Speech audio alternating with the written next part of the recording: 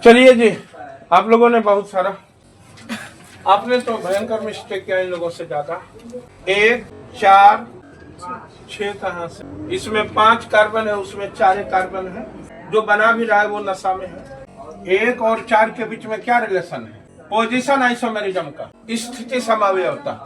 1 और 4 के बीच में स्थिति समावयवता क्यों है? आ गया ना समझ में?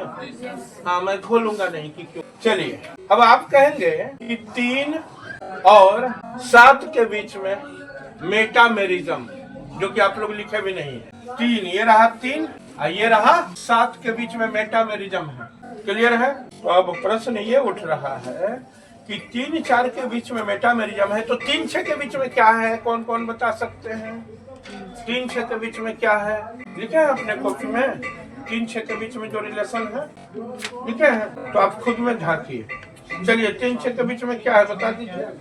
बोलिए आप। फंक्शनल ग्रुप आइसोमेरिज्म 3 6 के बीच हो गया, यानी 3 और 6 के बीच में फंक्शनल ग्रुप आइसोमर का रिलेशन। क्लियर है? अब बचा 4। 1 और 4 का तो हो ही गया है। 1 4 के बीच में कौन सा रिलेशन है?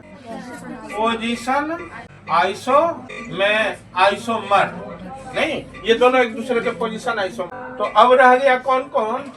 अब रह गया 2 5 और 8 के।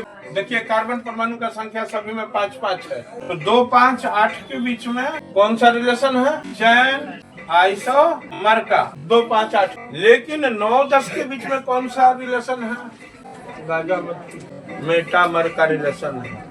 ऑक्सीजन चैन को 2 भागों में बांट रहा है। 9 10 के बीच में मेटामर। क्लियर है? फिर और किसके किसके बीच में मेटामर है? 7 और 3 के बीच में। 3 और 7 के बीच में भी मेटामर का रिलेशन। जिनको नहीं समझ में आ रहा है, इसके पहले वाला वीडियो देखिए। 3 और 7 के बीच में मेटामर का रिलेशन। अब बचा कौन? सब सना गया कि कुछ बाकी है? हो गया। तो इस तरह से आपने इस क्वेश्चन को बनाया। अब मैं समझा दूं, 3 और 6 में फंक्शनल ग्रुप का रिलेशन कैसे है। देखिए, इसमें कितना कार्बन परमाणु है? 1 2 3 4। 4 कार्बन परमाणु। हाइड्रोजन परमाणु कितना है? 10। 10 हाइड्रोजन परमाणु है और 1 O है। क्लियर है? तो आप देखिए, फंक्शनल ग्रुप वाला को किसको आप बता रहे थे? 3 और 6 में। 6 का भी देखिए वही आ रहा है। 1 2 3 4। 4 कार्बन परमाणु है। हाइड्रोजन कितना है? 10। एक ऑक्सीजन के पीछे वाला और O। तो देखिए, दोनों का फॉर्मूला सेम हुआ कि नहीं हुआ? लेकिन फंक्शनल ग्रुप अलग अलग है। इसमें ईथर फंक्शनल ग्रुप है, उसमें अल्कोहल फंक्शनल ग्रुप है। तो फंक्शनल ग्रुप में अंतर है। अब चलिए इसमें देखते हैं। 2 नंबर वाला में 1 2 3 4 5 कार्बन परमाणु है, तो C5 और H कितना है? 12 है। गिन लीजिए, H कितना है? 12। और आप गौर कीजिए, इसका भी वही हाल है। C5 H 12।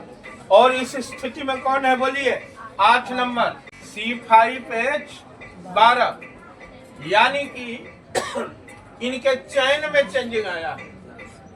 ये सीधा चैन में 1 2 3 4 5वां लटका हुआ है, यानी चैन तोड़ करके नीचे आ गया है।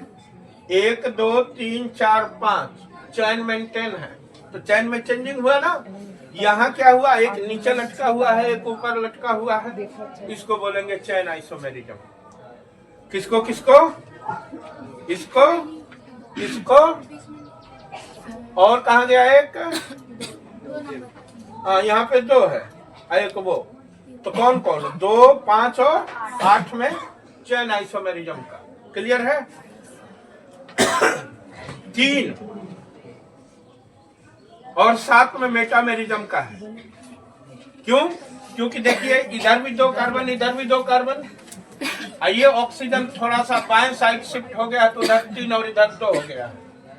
वही हाल इसका है 9 नंबर और 10 नंबर का। 9 10 भी मेटामर है। क्यों? क्योंकि देखिए, इस ऑक्सीजन से 2 कार्बन इधर है, 2 कार्बन उधर है, और यहाँ इस ऑक्सीजन से 1 कार्बन उधर गया और 3 कार्बन इधर। मेटामेरिज्म है। ये दोनों एक दूसरे के मेटामर है। बोलिए, आया समझ में? हाँ, और किसी में डाउट है? हाँ?